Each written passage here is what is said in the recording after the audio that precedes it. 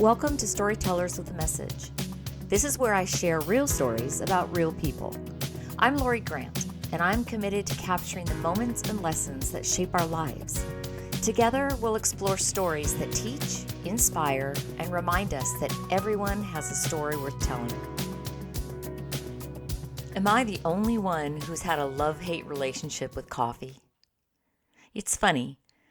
I've always loved the smell of what I thought was fresh brewed coffee. Both my parents were coffee drinkers, so I woke up to that aroma every single morning. What I didn't know then was that instant coffee and brewed coffee are two very different things. I was a kid. What did I know? My parents were early risers, and by the time my two brothers and I wandered into the kitchen with bedhead and sleep still in our eyes, they already had their coffee mugs in their hand. When I got a little older, my mom taught me how to make their coffee. Well, Dad's was easy. 1 teaspoon of instant coffee in a mug of water, then into the microwave. No cream, no sugar, simple. Mom, though, liked her coffee doctored up a bit. The same as Dad's, but 2 teaspoons of sugar and cream. Although most days it was really just milk. I remember asking her, "How much milk? How do you measure it?" She smiled and said gently, "I just pour the milk in until the coffee changes color." I watched her do it a few times, and then one morning I asked her if I could make it for her. When I handed her the mug, she took a sip and said, "This is perfect." Well, that became our little ritual. Every morning I made her coffee, and every morning she said the same thing. This is perfect."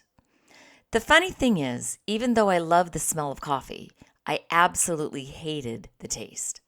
It's bitter and harsh. It just wasn't for me. I didn't like coffee ice cream or coffee-flavored candy either.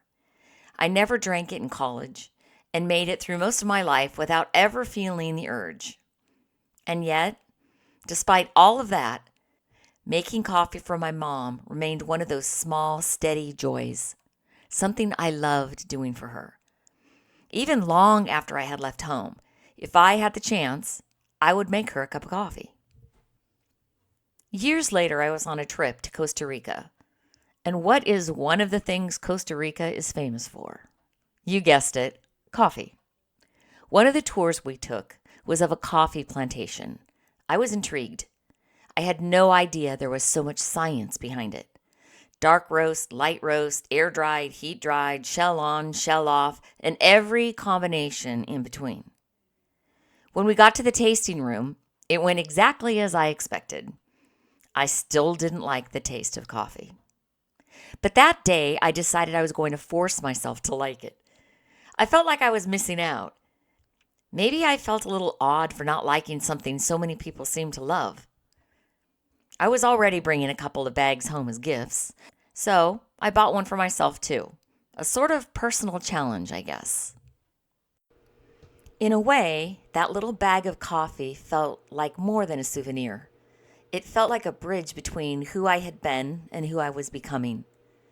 I didn't know if I'd ever truly enjoy drinking it, but I knew I wanted to understand why it mattered to so many people. Maybe I was chasing a feeling. Or maybe I was trying to reconnect with a part of myself I hadn't realized was still tender. There was something comforting about the idea of learning to appreciate something slowly, on my own terms, the same way those early mornings with my mom had quietly shaped me without my noticing. Every time I brew coffee now, and the aroma fills the air, I think of my mom. And guess how I like my coffee? I put just enough milk until the coffee changes color. And every single time I do it, I think of her. So here's my message. It was never about the coffee. It was about the moment, that small, quiet connection between a mother and her daughter. Making her coffee made her happy, and her happiness became a part of me. That simple ritual left such a deep imprint that I eventually learned to like coffee. Not for the taste, but for the feeling it brings back. I may never be a true coffee lover, but I've become a lover of what it represents in my life. Comfort, memory, and the kind of love that lingers long after the cup is empty. Maybe that's the real heart of it. We don't always realize what moments will stay with us, or which tiny habits will become a part of who we are, and what we'll miss when they're gone. A simple act taught me how love can hide in ordinary routines. Love often lives in the little things, and sometimes those smallest moments stay with us the longest. This has been Storytellers with a Message. If you enjoyed the show, please hit the subscribe button and leave a review on your favorite podcast app. It truly helps others find the podcast. And if you have a story to tell, I'd love to hear from you. You can email me at storytellerswithamessage@gmail.com. To explore my children's books or learn more about my work, visit www.loriDgrant.com.